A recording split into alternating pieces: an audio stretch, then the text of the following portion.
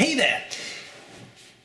Today we're going to have another look at 3 of my personal pens, and this is that series of videos where I talk about these pens. I don't show you how they write. I have reviewed each and every one of these individual pens, so you can check out the review and there's a writing sample there. But now I'm just talking about the pens themselves. Why are they in my collection? Why do I like them so much? And why will these not leave? You know, why are they still there? And the theme for today is Arco. It's shiny, it's brown, it's golden, it's magnificent. Okay, so, relatively speaking, which one came first? The first one of these 3 I own. There is a vintage Omas paragon that Aziza has, but that's her property. So I didn't want to include that one here, because these 3 are mine. You know, this is my pen. So the first one, paragon. This is the modern style paragon. So there was the paragon and the my lord, and the my lord is kind of the size of the vintage paragon model. The modern paragon model, also known as the grand paragon in some terms, some circles, is bigger. It's a bigger pen and it doesn't have a matching section. So the vintage paragon was smaller but also had a section made out of Arco, which is great. Looks beautiful, but a smaller pen. Okay, this pen was something that Aziza arranged for me, and that went through Pen Chalet. Beautiful pen. I love it. I had a black paragon, which I ended up selling, because if you have the choice between black and this, then I would always pick this. Now, what's so special about this? It's Arco celluloid, the Arco bronze. There was also an Arco green, and then there was the silver Arco, but that is very rare.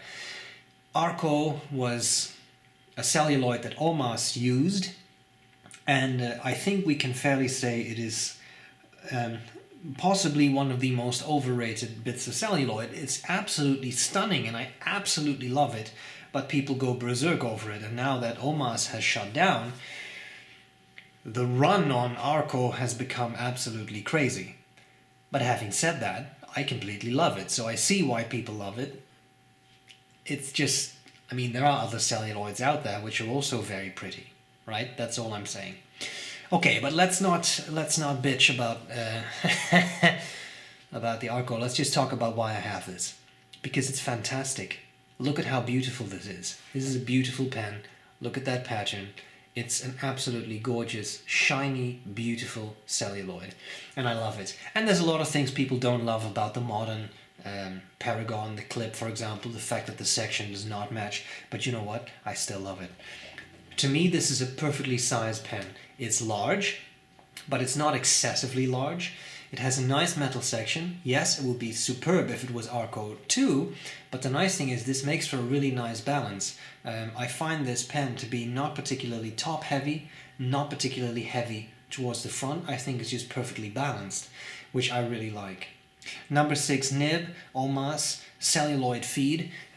This is very nice too, 18K nib. This is a fine nib and it writes beautifully. It's a very nice, smooth, fine, which I absolutely love. It's also very stiff as a nib. There is not a lot of yield, but that's okay. I'm not really a flex writer anyway, and I love it the way it is.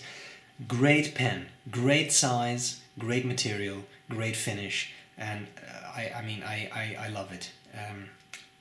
Not necessarily a pen I have inked up all the time, but every time I ink it up again, I think, well, why don't I ink this up more? Because the nib is great, piston-filler, absolutely lovely. And of course, also a keepsake from Omas, right? Because that company went under, much to the sadness of many, because it was a preferred brand for many people. So a shame that they are gone. And through this kind of stuff, the company lives on. So that was this beautiful pen.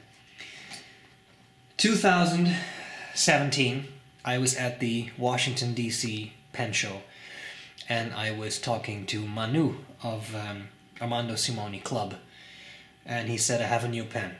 I'll send you one, you should review it. He showed it to me, and I was immediately blown away. And that pen is, of course, the Armando Simoni Club Bologna Extra, based on Omas's Bologna model, but larger. Numbered pen, this happens to be number 43. I got it to review. I was supposed to send it back. I used it for a bit, and when I had recorded the review, I messaged Manu and I said, this is not coming back, what do I owe you? These things happen sometimes. It's a beautiful pen, and it ticks all my boxes. Large pen, Arco, cool filling system, big nib, ebonite feed. Where does this go wrong? Well, it's not cheap. That is the biggest issue, and I think that's what most people's issue was. It is a very expensive pen. That is true, but then again, you also get a lot, I think. So, what do we have? Again, the Arco bronze material, and that is just stellar. I mean, it's hard to go wrong with that. It's large. The Paragon is not a small pen. The Bologna Extra is bigger. I'll uncap it for you. Trims, rose gold, matches the Arco very nicely. They also use a special polishing compound, which includes beeswax. The pen is super shiny. You can see how well it just reflects the light. Beautiful. Large number 8 nib, also rose gold, which they call Magic Flex. Is it a full flex nib? I wouldn't go that far, but it definitely offers nice line variation. And an advantage is it has a 2-part feed. So part of the feed, you may see that there's a line right there, right? A horizontal line on the feed. That part of the feed can actually move up with the nib if you flex it a bit. And I will say, it works pretty well. Ink flow keeps up pretty well, and I love that. Section, band with a Greek key, throwback to Omas times, because Manu ended up buying the stock from Omas, you see, that's why he could make these pens. And as I said, that's a big pen. It doesn't post, nor does it have to. I don't think anyone would want to use this posted because it's pretty massive to begin with. Beautiful, beautiful pen and a cool filling system. And now that this pen is empty, I can actually show you. You unscrew this, pull that out. There's a rubber sack on the inside. You put this in a bottle of ink. There's a little hole in there. You cover it with your finger, put it in the ink, sack compresses, let it go. Sack slowly decompresses, sucks up ink. Superb system, not invented by ASC, been around for a long time. Chilton used it, I think, pretty much like a century ago. So it's been around for a long time. Simple, works very, very well. Lovely. And then beautiful. And there's a lot of eye for detail in this too. Not just, as I said, that there's that Greek key, there's all that, but I mean, look at this.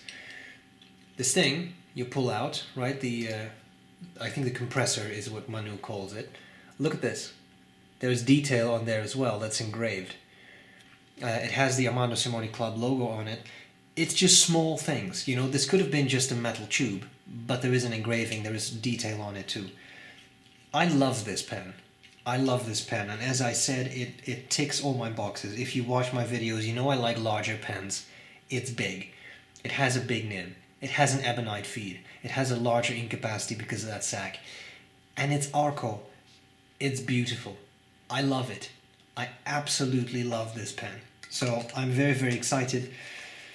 And basically the moment I saw it at the show, I was in love with it. And I knew that if he was going to send me one, I would probably end up buying it. And there you have it. Superb pen. Okay. Then there is the final one. The final one is a little special. Okay, I mean, not that the other two are not, but the story is a little intricate.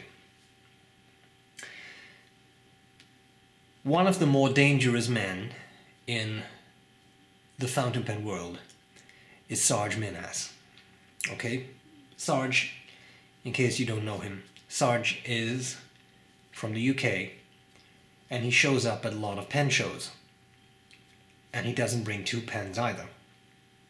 So basically, when there's a pen show and Sarge attends, There are two pen shows. There is the pen show, and then there is Sarge's table, which is a pen show in itself. And he always has all the good stuff. He's also a super nice guy. But he's dangerous, because he's going to cost you money. Early January 2018, I went to my job at the University of Ontario for the first time. It was my first day of work, Monday. And I sat in the office and I quickly checked Instagram, as one does at work. And I saw that Sarge had posted a picture and he had some pens because he was going to some show. So I immediately emailed him. I said, that one, that's an Oldwin. How much? And he said, oh yeah, blah, blah, blah, blah, blah. This is an expensive pen too. But I wanted it. So I bought it. So for me, what makes this pen special is not just that it is Arco, that it's a beautiful pen, that it's a great writer, but also I got it at my first day at work. You know, that was the first job I had in Canada, and on that day I purchased it. These are small details, but this is what makes fountain pens special. And the pen is this. The Oldwin Classic. There's the Oldwin Doric, which kind of looks like this, but it's faceted. And the beautiful thing of facets, like with this paragon, is that it brings out the material even more, I think, than a round pen. But not everybody likes it. To me, this is perfect. Oldwin pens are made by Mr. Morat, I'm just going to have a sip of water, in Paris. He's a pen maker and a pen seller, like his father before him.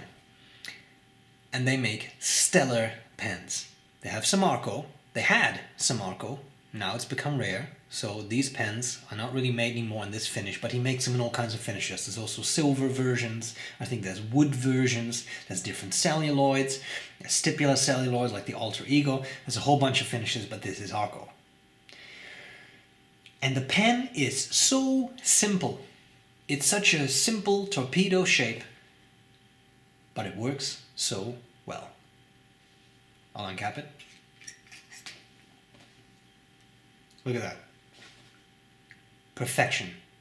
You can barely see where the section ends and the barrel begins. It's right there, but you can hardly see it. That's how perfectly made it is, how well polished it is, right? From a distance, you don't see it.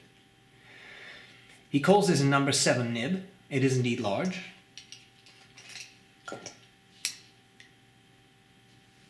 That's a number 8 nib on the bologna below it. All right. The diameter of the feed, 7 millimeters. Ebonite feed. And here's another thing I love about this nib. It's so simple. I'll show you the difference. This is on the Armando Simoni club. See everything going on, all the lines and all that that's supposed to aid the flexibility. But in any case, there's a lot going on that nib. Now look at this nib. Oldwin, Paris, 18K, 750. Nothing else on it. Isn't this perfect? Look at how shiny and reflective it is. Nothing weird about it. No, nothing on it. No scrolls, nothing. Just that. Oldwin, Paris. Boom. Perfect. Stunning. Great size. Doesn't post. Interesting thing. Threads are at the top of the section, so you don't feel them. And this is smooth. Flush. Perfect. Cartridge-converter pen. Takes Waterman cartridges, Waterman converters. I personally use it with a Waterman cartridge that I refill because they're large. This is a larger capacity than a converter is. Love it. Superb pen. Dangerous man. This is the type of pen, to be honest, like this one. These always have my ink in it, the sbrebrown ink, because my ink, I have found, goes well with Arco. It's a good match. Superb. Superb pen. I love it. I love Arco. It's how it is. Fantastic pens. And these three, as I have said, they all have a bit of a story to them. They'll be with me and I absolutely love them. So, I hope this was useful, and I'll gladly see you later. Bye bye.